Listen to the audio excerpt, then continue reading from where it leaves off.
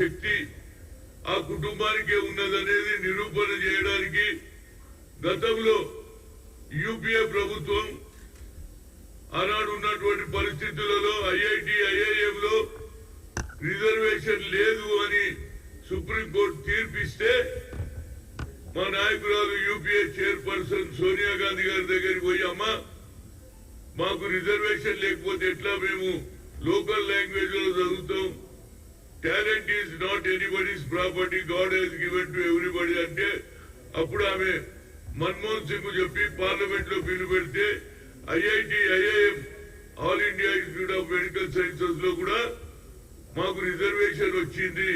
దానివల్ల ఇవాళ లక్షల సంఖ్యలో మా పిల్లలు చదువుకుంటున్నారు, ఇంజనీర్లు అవుతున్నారు, డాక్టర్లు అవుతున్నారు. అదే విధంగా రాహుల్ గాంధీ గారు నేను లెటర్ రాశాను, దానికి జవాబు ఏం చెప్పిందంటే ఇది చాలా important letter. Mr. V. Hanumantrao, ex-parliament member, dear V. Hanumantrao, I hope this letter finds you well. Thank you for your letter. I have been taken note of your valuable suggestions. The Congress party is committed to conducting caste-wise census, and I will continue to take forward to work done by UPA government upliftment of OBC.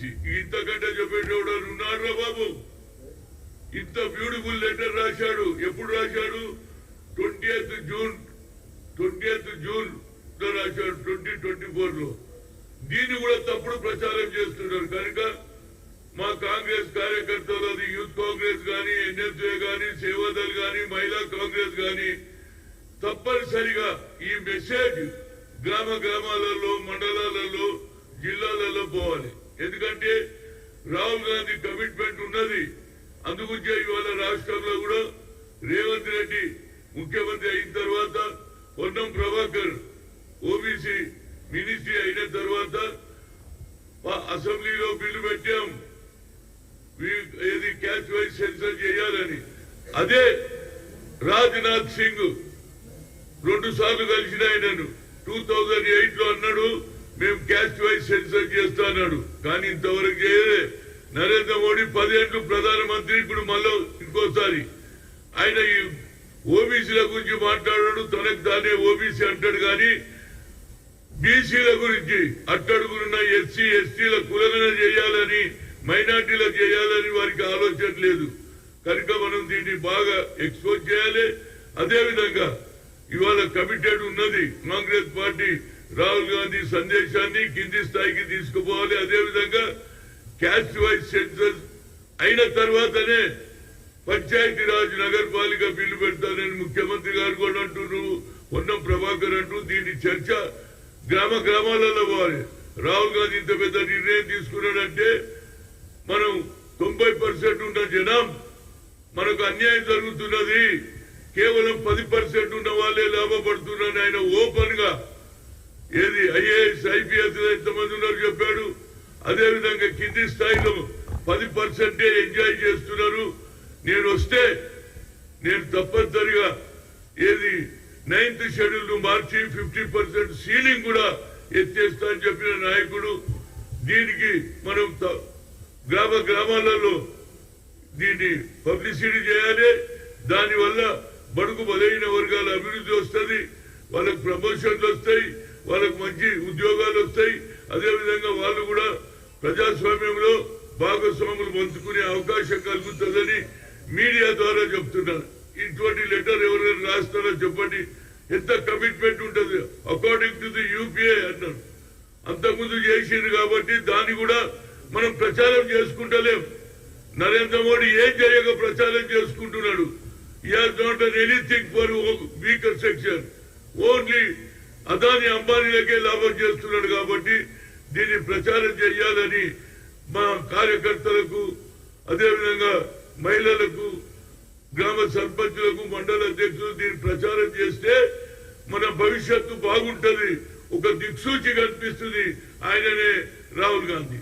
కనుక దీన్ని ప్రచారం చేయాలని ఆయన రాసిన letter నేను మీడియాకు చూపిస్తున్నా. ఈ లెటర్ లో చూడండి ఎంత క్లియర్ గా ఉన్నదో. కనుక ఆయన అది కూడా అంటున్నాడు కదా, we come to the caste wise census అన్నాడు.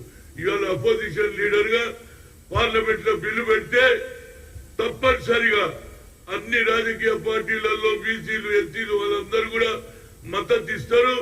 మనకు అప్పుడే మన ఫ్యూచర్ ఉంటది, మన భవిష్యత్తు బాగుంటుందని ప్రతి బీసీ, ప్రతి ఎస్సీ, ప్రతి ఎస్టీ మైనార్టీలకు నేను చేతుతోటి వాళ్ళకు నమస్కారం చేస్తున్నా. ఇలాంటి అవకాశం మళ్ళా రాదు. ఒక దిక్సూచిగా అనిపిస్తుడు. ఇప్పటి వరకు ఎవడు మాట్లాడలే. నరేంద్ర మోడీ 10 ఏళ్లున్నా ఎన్నడూ మాట్లాడలే. కనుక దీన్ని మనం ప్రచారంలో చెయ్యాలి.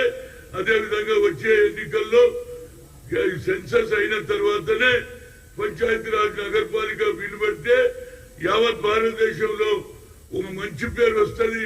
రేవంత్ రెడ్డికి వస్తుంది, కాంగ్రెస్ కి వస్తుంది. అదేవిధంగా రాహుల్ గాంధీ తీసుకున్న నిర్ణయం బాగుందని ప్రజలు హర్షిస్తారని కోరుతున్నా.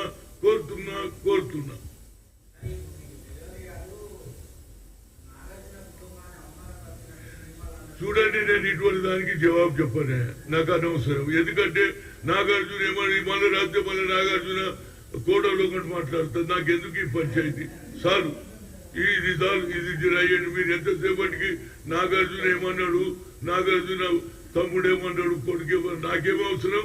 ఇచ్చిన వాళ్ళు జవాబు చెప్పి ఆమె కూడా ఏదో చెప్పినట్టుంది కదా. ఎవరు కొంట సురేఖ ఇక్కడనే ఆపండి. ఇటువంటి దాని మీద మీరు దృష్టి సాగిస్తే ప్రజలు కూడా మీడియాను, ఎలక్ట్రానిక్ మీడియాను, ప్రింట్ మీడియాను అందరూ కూడా హర్షిస్తారు. ఇవన్నీ పంచాయతీలే. మనకెందుకు? మన భవిష్యత్తు గురించి మాట్లాడతాం, మన భవిష్యత్తు బాగుండాలని మాట్లాడతాం.